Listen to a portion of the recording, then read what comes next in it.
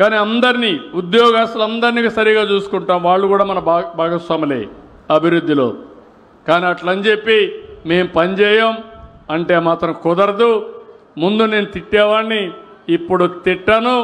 మీరు ఎందుకు చెయ్యలేదో ప్రజల దగ్గరకు వచ్చి మిమ్మల్ని నిలబెడతానని చెప్పి నేను మీకు తెలియజేస్తున్నా. అలాంటి డేటా అంతా కూడా తయారు చేశా. ఈ ఊర్లో ఏం జరిగిందో నాకు ఇన్ఫర్మేషన్ ఉంటుంది, నా సెల్ ఫోన్లోనే ఉంటుంది, ఎత్తుక్కునే పని కూడా లేదు. ఈ సెల్ ఫోన్లు అన్నీ ఉంటాయి. అందుకే అందరినీ కోరుతున్నా, అందరం కలుద్దాం, సమిష్టిగా పనిచేద్దాం. ముందు మారుగా నేను హార్డ్ వర్క్ చేయమనడంలా స్మార్ట్ వర్క్ చేయమంటున్నా. ఒకప్పుడు విపరీతంగా కష్టపడేవాళ్ళం, పరిగెత్తిచ్చేవాడిని. ఇప్పుడు పరిగెత్తక్కర్లా.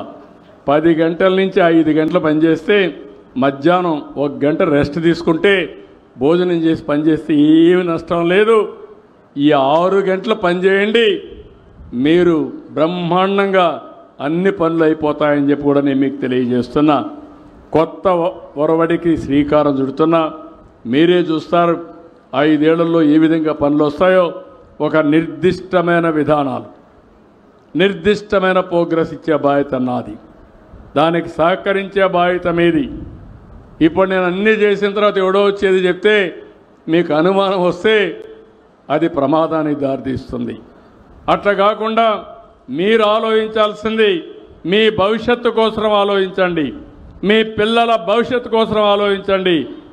అక్కడ ఆ పక్కన నిలబడుకో, ఆ పక్కన నిలబెట్టండి, ఆ పక్కన నిలబెట్టండి.